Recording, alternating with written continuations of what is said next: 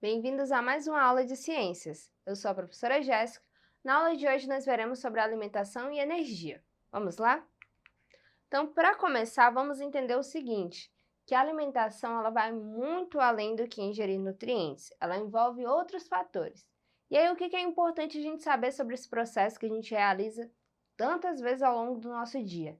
A alimentação ela vai ser o processo onde o nosso organismo vai conseguir obter e acabar assimilando alimentos ou nutrientes para que as nossas funções vitais possam ser desempenhadas, Desde as atividades que a gente tem que fazer ao acordar até as atividades que a gente tem que fazer quando o nosso dia termina. A gente só consegue realizar todas as atividades que a gente é proposto todos os dias porque a gente tem essa energia. Do contrário, quando você não se alimenta ou quando você está doente, você logo sente que você não vai ter a mesma energia para conseguir cumprir todas essas atividades. Então, se a gente não tiver a alimentação acontecendo, consequentemente, a gente não vai ter um bom crescimento, nosso movimento pode ser afetado, o processo de reprodução e até mesmo a manutenção da temperatura do nosso corpo pode sofrer alguma alteração. E aí, o que é importante a gente saber sobre a alimentação saudável, dentro de tudo isso? Que é importante a gente tentar oferecer para o nosso corpo o melhor de alimento possível, o melhor de alimentação possível no sentido de ser bem variado. Por quê? Porque a gente tem à nossa disposição uma grande quantidade de recursos e aí a gente tem que tentar se aproveitar desses recursos para tentar retirar e obter o máximo de nutrientes possíveis. Para isso, nem sempre a gente tem que pensar em quantidade, e sim na qualidade do que a gente está ingerindo, para que assim o nosso corpo possa ficar em equilíbrio e, consequentemente, realizar todas as atividades que ele tem que fazer diariamente. E aí, o que é importante a gente saber? Por que a gente tem que tentar oferecer o melhor possível para o nosso corpo? Porque à medida que a gente se alimenta, nós vamos estar oferecendo energia para que o nosso metabolismo se mantenha. Então, todos os seres vivos, sem exceção, vão precisar de alguma forma obter energia para conseguir sobreviver. Se você oferece para o seu corpo uma alimentação de baixa qualidade, consequentemente você não vai estar oferecendo a energia que ele precisa. Pensa no seguinte, para que um carro consiga funcionar, para que uma moto consiga funcionar, eles precisam estar com combustível em dia.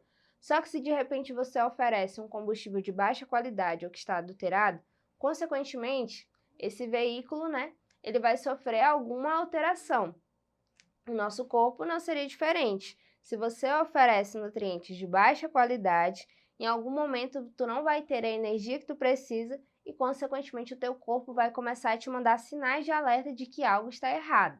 Então, é importante a gente escolher bem para conseguir, no final das contas, dar a energia que ele precisa. Porque a energia basicamente vai vir da nossa alimentação e se a gente consegue conceder essa alimentação boa, consegue conceder essa energia, nós vamos estar conseguindo conduzir, e ajudar no bom funcionamento do nosso cérebro, da nossa atividade muscular, os nossos batimentos cardíacos e até mesmo o crescimento dos nossos cabelos e das nossas unhas. Então, às vezes, se você está com as suas unhas enfraquecidas ou se o cabelo está apresentando uma queda, já é um sinal de alerta que o teu corpo está mostrando de que você está com a carência de algum tipo de nutriente. E aí você tem que fazer todo um acompanhamento para descobrir o que está faltando, se de repente há alguma vitamina que está aí não sendo suprida. E aí, o que seria essa energia que eu tanto venho falando desde o primeiro slide? Essa energia nada mais é do que a capacidade que nós temos de conseguir executar uma ação, um trabalho, e assim conseguir fazer força ou provocar deslocamento a todo momento. E para que isso aconteça, as nossas células têm que possuir aí a quantidade de energia suficiente para que possamos funcionar. Pensa no seguinte exemplo também, quando você vai ligar a televisão com o controle. Se aquela pilha já está muito gasta, se já faz tempo que você não troca, certamente o controle não vai funcionar. O corpo, da mesma forma, se ele não tem ali a quantidade de energia suficiente, consequentemente o teu metabolismo vai ser afetado e você não vai conseguir fazer tudo, porque você vai se sentir cansado com mais facilidade ou de repente não vai conseguir nem iniciar nenhuma das atividades do teu dia.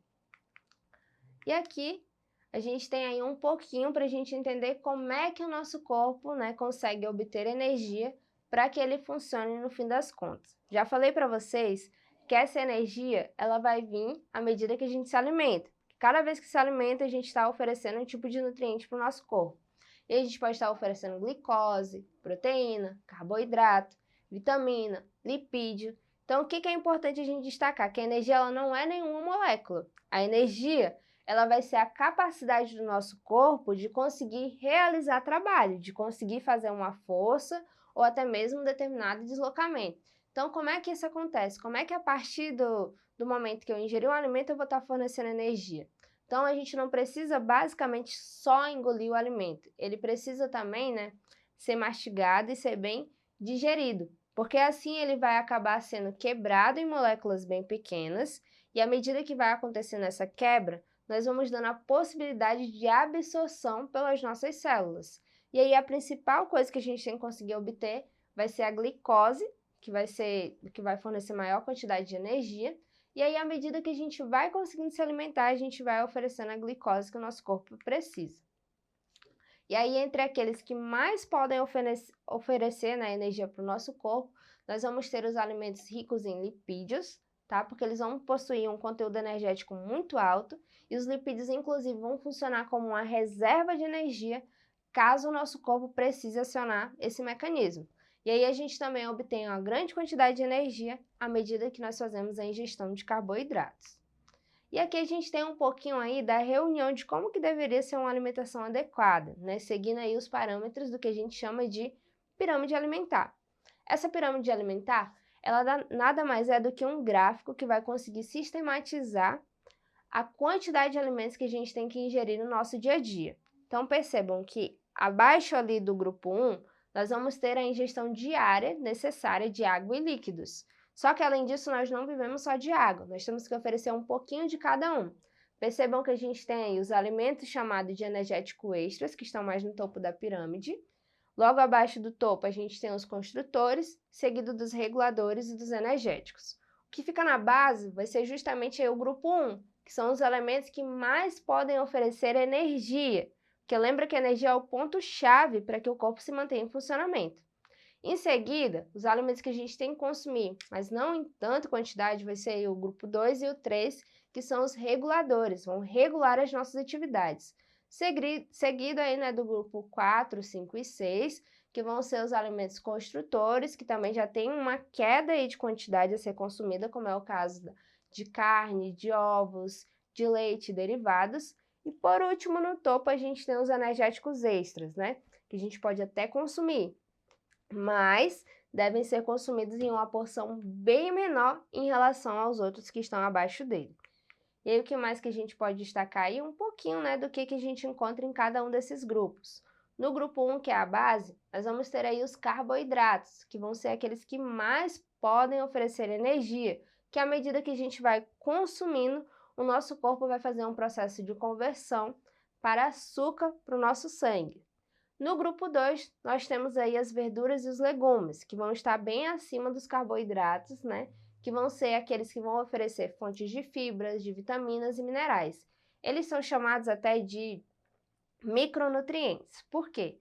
Não é que sejam nutrientes pequenos, mas nutrientes que, por a gente ter uma diversidade muito grande, a gente tem que conseguir absorver o máximo de nutrientes possíveis. A gente precisa não só de vitamina A, a gente precisa da B, da C e assim por diante. Já o grupo 3, que é o grupo das frutas, vão ficar aí ao lado das verduras e dos legumes, que também vão estar fornecendo para o nosso corpo fibras, vitaminas e minerais.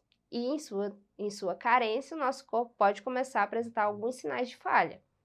No grupo 4, que é o grupo de leite e derivados, ele vai ficar mais na parte intermediária ali da pirâmide, Vão ser uma excelente fonte de cálcio, mas a sua quantidade já não é tanta quanto o grupo 2 e 3, principalmente em relação ao 1.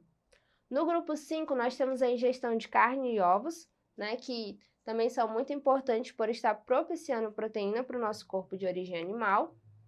E no grupo 6, nós temos as leguminosas. Nesse grupo, a gente tem aí as proteínas, de fonte vegetal. Então, a gente pode aí ter tanto proteína animal como proteína vegetal, auxiliando no funcionamento do nosso corpo. No grupo 7, nós temos óleos e gorduras, que já é um grupo que a gente precisa consumir, mas não em tanta quantidade. E no grupo 8, nós temos aí os açúcares e doces, né, que vão estar dividindo ali o topo da pirâmide alimentar, que são alimentos que nós até podemos consumir. Só que por fornecerem poucos nutrientes e por não possuírem fibras, eles devem até ser evitados, ou quando consumidos, ser consumidos em baixa quantidade, porque não vão estar ajudando muito para o funcionamento do nosso corpo. E lembra do que eu falei, a gente precisa de um combustível de qualidade, a gente precisa de nutrientes que façam o nosso corpo funcionar como ele precisa todos os dias. Se você acaba só se concentrando nesses alimentos que estão no topo, acaba que você não vai oferecer para o teu corpo toda a energia que ele precisa. E aí, em algum momento, o teu corpo vai começar a apresentar falhas, você vai começar a sofrer consequências em virtude dessa alimentação com baixa quantidade de nutrientes. E aí, para a gente fechar, nós temos o nosso exercitando. Na questão 1, a gente tem o seguinte: uma alimentação adequada é aquela que inclui todos os nutrientes necessários para o funcionamento do nosso corpo.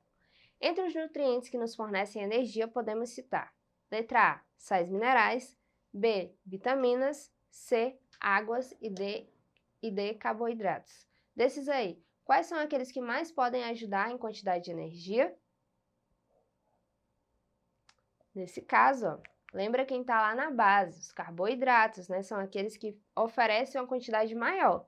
Só que também você não vai só se alimentar de carboidratos. A gente precisa manter o equilíbrio máximo de tudo aquilo que está organizado dentro da pirâmide. A gente precisa de um pouco de cada. Só que aquele que a gente pode dar uma porção um pouco maior vai ser aí, no caso, os carboidratos. Na questão 2, a gente já tem o seguinte: macronutrientes podem ser definidos como a classe de compostos químicos que devem ser consumidos diariamente em grande quantidade, pois fornecem energia e são componentes fundamentais para o crescimento e manutenção do corpo. Qual deles é obtido em maior abundância em dietas baseadas em vegetais e em produtos de origem animal, respectivamente? Letra A, carboidratos e proteínas. B, proteínas para ambas as dietas. Letra C, proteínas e lipídios, ou letra D, proteínas e carboidratos. E aí, dentre essas opções, qual seria a melhor?